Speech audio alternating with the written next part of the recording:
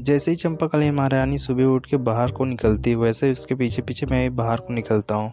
और काफ़ी तेज़ धूप रहता है और बाहर जैसे ही निकलते हैं वैसे उड़कर हमिंग बर्ड के बच्चे लोग उड़ के फूर हो जाते हैं। वैसे हमिंग बर्ड के बच्चे पहले रहते थे तो ची ची की आवाज़ किया करते थे, जिसे सुनने में बहुत अच्छा लगता था। और देखो कितने प्यारे बच्चे दिख रहे हैं। और ये हमिंग बर्ड का घोंसला इस तरह से बना होता है।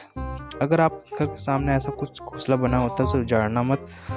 वैसे चंपाकली महारानी धूप में बहुत धूप खाली है और उसे गर्मी लग रहा है। जैसे ही घर के अंदर जाती मैं भी घर के अंदर जाता हूँ और पंखे के नीचे दोनों आराम से बैठे हवा खाते हैं।